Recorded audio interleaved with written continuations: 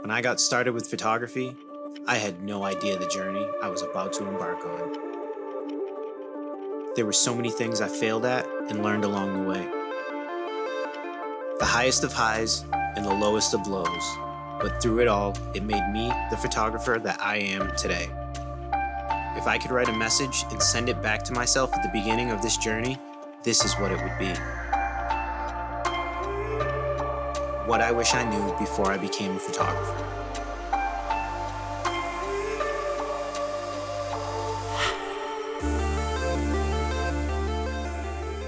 How's it going, guys? If you're new to the channel and you enjoy content about photography and videography, make sure to leave a like and subscribe to the channel as I put out new content each and every week. In today's video, I just wanted to put the gear away and talk about things that I wish I knew when I started photography. For a better part of the last decade, I've dedicated myself to becoming the absolute best photographer that I could be. In that time, I've actually been able to turn something that was a hobby into my sole source of income and learned a lot of valuable lessons along the way. Lessons about life, art, and myself, which have molded me into the photographer that I am today.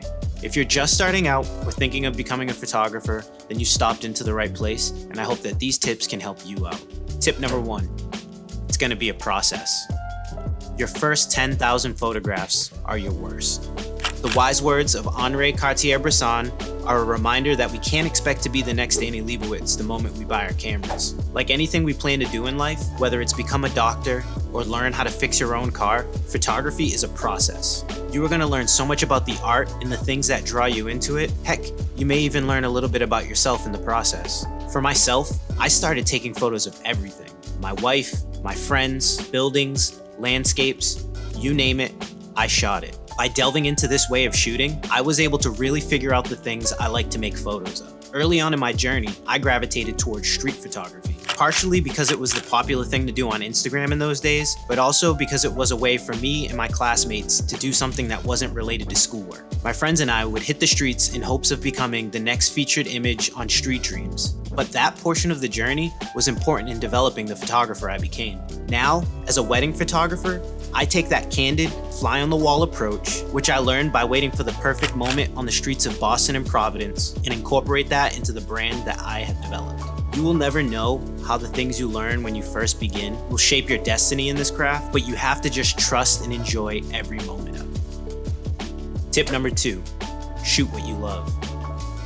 This leads me to the next thing I wish I knew when I started out. Shoot what you love. I had a few friends who were photographers when I started out, and a lot of my interests became shaped by their opinions and views. This isn't always a bad thing, but you definitely want to make sure that you are really doing what you love. Early on, I was really drawn into portraiture, and because everyone was doing street photography, that is what I found myself doing. Although I found ways to incorporate portraits into that style of photography, I didn't really love it and started to lose passion for it.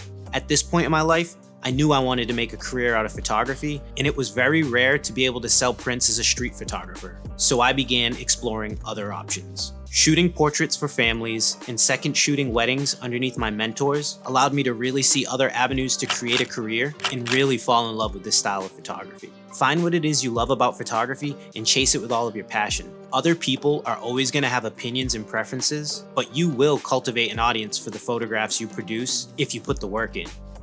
Tip number 3, don't be so hard on yourself. If I could tell 24-year-old me one thing, it would be to not be so hard on yourself.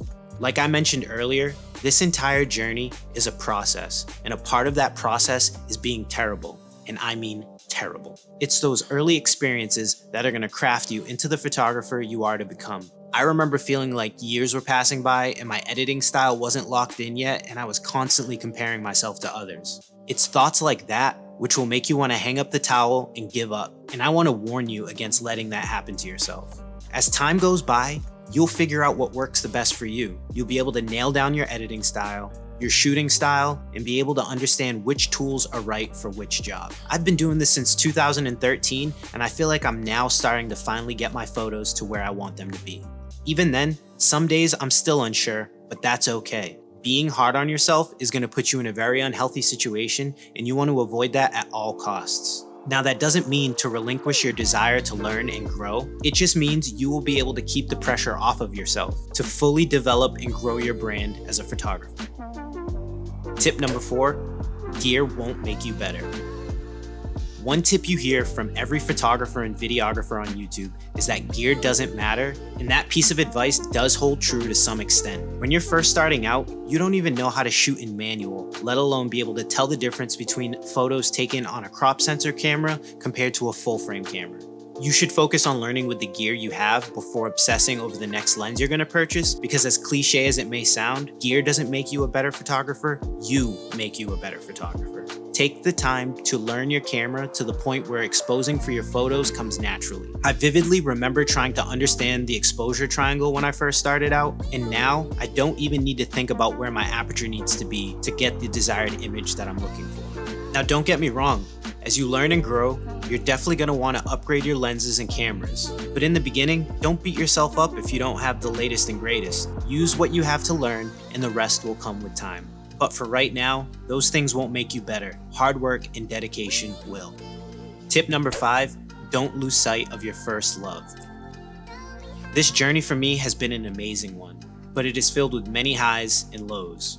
The biggest thing to remember is to not forget why you fell in love with photography in the first place. The times that were the worst for me, and I felt like shutting down my business and never picking up a camera again, were the times that I forgot what drew me into photography in the first place. This burnout is real, and it happens to anyone who gets involved with what they're passionate about and lose sight of why they have that passion. For me, it was the ability to freeze time and capture a moment that could never happen again. Ask yourself as you start this journey, why do you want to become a photographer? What is it about this art form that really attracts you to it? When you find that answer, never forget it, and you will never waver. Photography is one of the best things that has ever happened to my life, and I will forever be grateful for the opportunities that it has awarded me. I hope you can find similar experiences and even greater ones than I've experienced myself. Until next time, guys, peace.